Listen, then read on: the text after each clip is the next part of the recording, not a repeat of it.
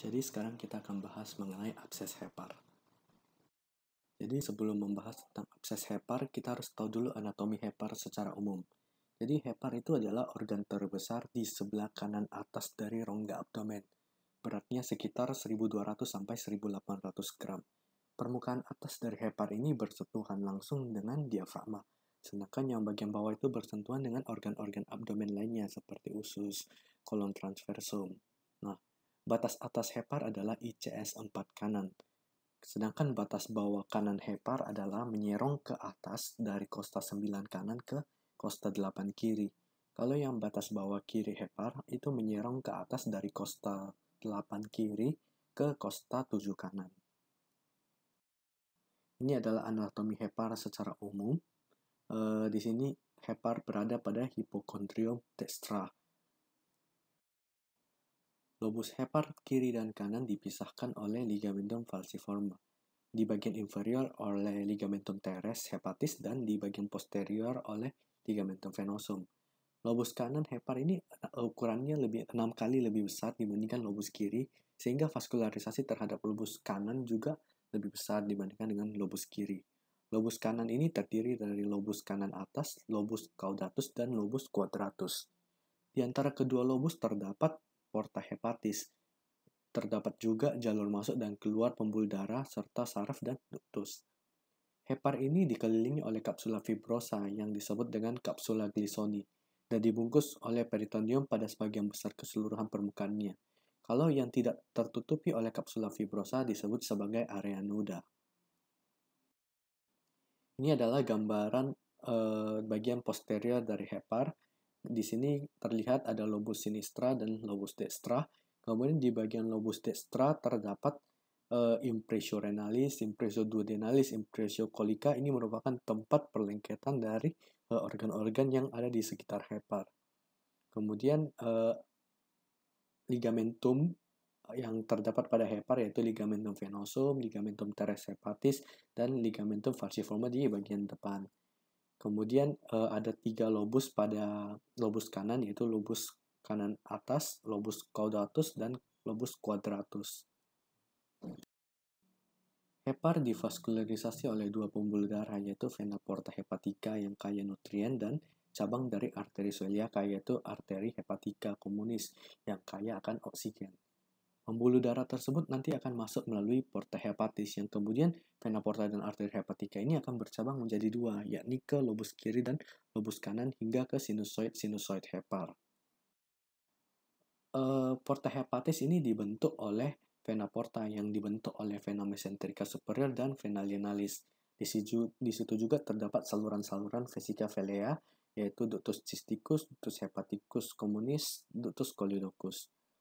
Kemudian terdapat juga arteri hepatica propria dextra dan sinistra. Ini adalah berasal dari arteri hepatica communis yang merupakan cabang langsung dari truncus celiacus. Kemudian di porta hepatis juga terdapat nervus dan pembuluh limfa.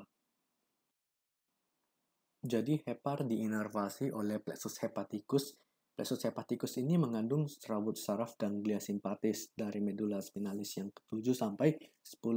Dia akan bersinaps dengan plexus celiacus, nervus vagus sinistra dan dextra, serta nervus phrenicus dextra. Jadi kita mulai bahas abses hepar.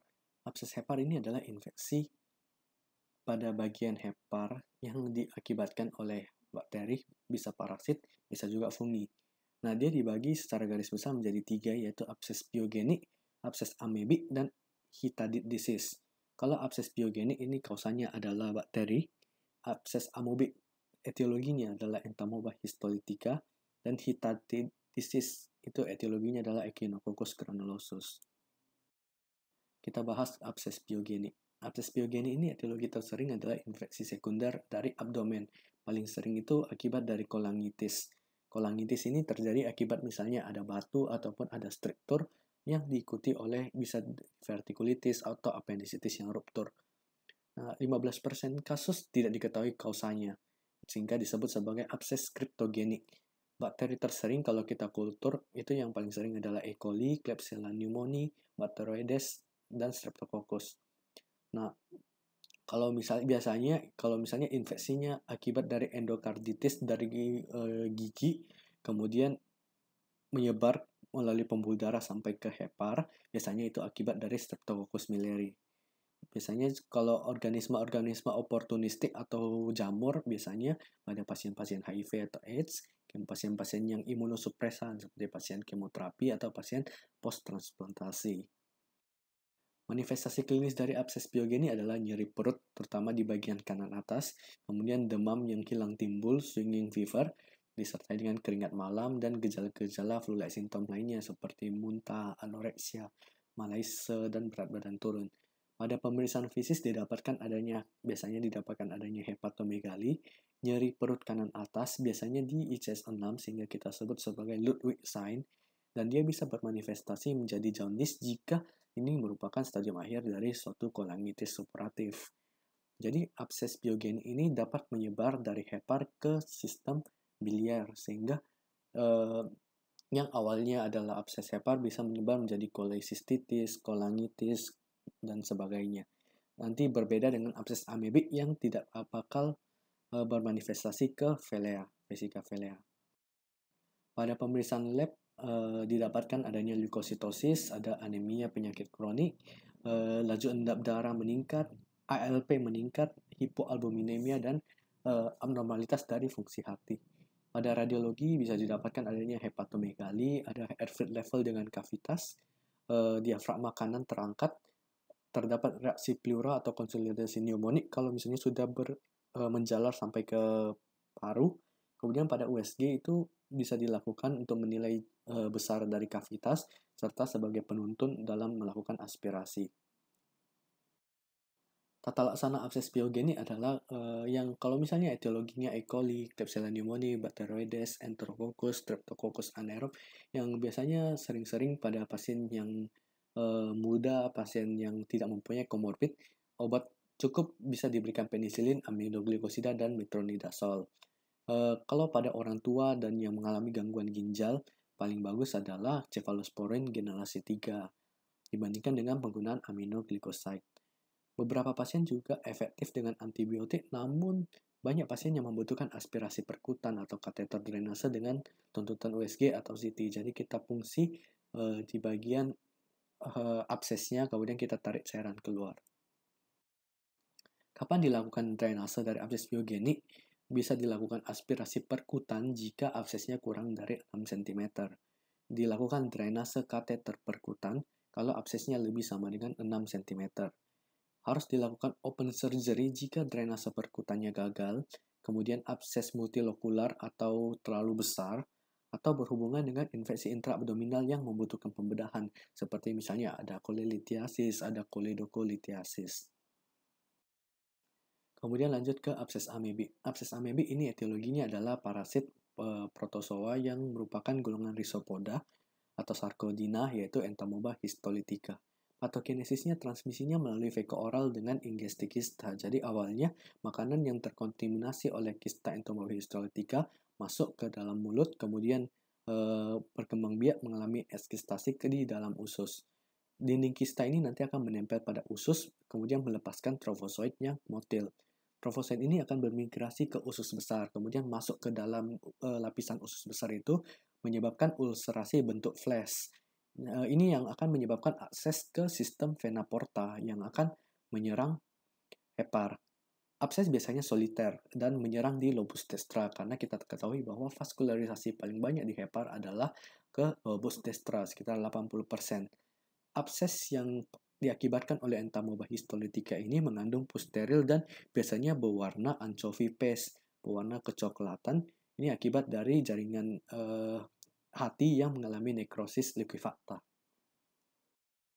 Gejala klinis dari abses amebik adalah pasien biasanya tinggal di daerah endemis Entamoeba histolytica atau pernah mengunjungi daerah endemis, biasanya disertai dengan diare berdarah dan berlendir pada awal manifestasi klinisnya. Kemudian setelah itu mulai gejala-gejala abses hepar seperti nyeri perut, demam lebih dari 38 derajat Celcius, batuk, sesak, mual, muntah, dan keringat malam. Pada laboratorium itu didapatkan leukositosis 70-80% yang bersifat polimorfik. Jadi tidak semerta-merta hanya neutrofil yang meningkat, eosinofil yang meningkat, namun semuanya juga bisa meningkat.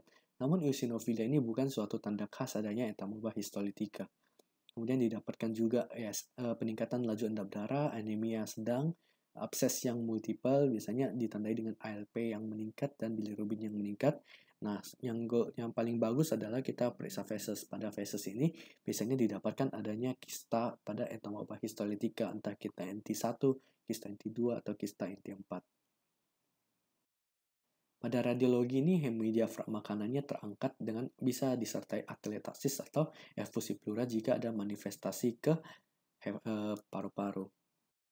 Jadi entamoeba histolytica itu sebenarnya dia bersifat letar terhadap cairan empedu. Jadi tidak mungkin abses amobik ini akan menyerang ke vesika velea yang menyebabkan kolesistitis karena dia akan mati di dalam saluran empedu. Jadi tata laksana amobik cukup adalah penggunaan obat itu metronidazole 800 mg 3 kali 1 selama 5 hari. Kemudian berikan nutrisi yang adekuat. Untuk eliminasi amoeba intestinal juga dapat diberikan diloxanid furoat 500 mg 3 kali 1 selama 7 hari. Jika abses lebih dari 10 cm, kita dapat melakukan aspirasi atau misalnya kita bisa lakukan aspirasi jika tidak respon dengan metronidazole atau diloxanid furoat atau misalnya ada ruptur pada peritoneal, pleural atau perikardial. Jadi abses hepar yang ketiga adalah hidatiditis. Hidatiditis ini disebabkan oleh cacing pita anjing atau Echinococcus granulosus, di mana host definitifnya adalah anjing. Biasanya anjing ini akan makan terkontaminasi dengan Echinococcus granulosus dewasanya. Kemudian anjing ini akan mengeluarkan feses, kemudian feses ini akan bisa termakan oleh manusia. Nah, ini biasanya akan menyebabkan manifestasi menjadi hidatiditis. Jadi gejala klinis dari hidatiditis itu mirip-mirip dengan abses hepar pada umumnya, yaitu ada pembesaran hepar, ada nyeri perut kanan atas akibat tekanan dari kista atau ada komplikasi akut, misalnya ada ruptur kista ke kavitas peritoneal yang bermanifestasi menjadi urtikaria, shock anafilaktik, eosinofilia, implantasi ke omentum atau organ lain. Jika kistanya ini menekan ductus biliaris akan menyebabkan nyeri, jaundice, ataupun kolangitis. Untuk diagnosis dari hidatiditis dapat diperiksa USG dan CT scan. Ini kita mau lihat ukuran dari kista hepar atau kista sudah mencapai ke ekstrahepatik. Kemudian 10% pasien dengan kista hepar mempunyai hidatitis paru pada fototoraksnya. Kemudian didapatkan juga eosinofilia, bisa dikonfirmasi dengan tes hemaglutinasi atau tes fiksasi komplement. Kita bisa lakukan ERCP atau endoskopi retrograde cholangiopankreatografi untuk memperlihatkan adanya hubungan antara kista dan ductus biliaris jika pasien mengalami jaundice. Kemudian ALP serum dan GGT juga meningkat, bilirubin juga meningkat. Tata laksana dari hidatiditis adalah semua kista simptomatik membutuhkan pembedahan untuk mencegah komplikasi. Small densely calcified cyst yang biasanya membentuk golf ball appearance, biasanya parasit akan mati sendiri dan tidak membutuhkan tata laksana lanjut. Kalau misalnya dia besar, maka harus cairan kistanya itu harus diaspirasi dan diganti dengan agen skolisidal, yaitu natrium hipoklorit 0,5% atau perat nitrat 0,5%. Namun tidak boleh diberikan jika ada kecurigaan kebocoran pada empedu karena dapat menyebabkan trauma kimiawi pada epitel empedu. Kemudian postoperatifnya diberikan albendazole, flubendazole, atau praziquantel diberikan selama 2 minggu untuk mencegah rekurensi. Ini adalah gambaran spesimen operatif dari kista hidatitis. Jadi di sini kita lihat banyak sekali kista-kista yang padat yang meliputi dari seluruh vesika velea. Terima kasih, semoga bermanfaat.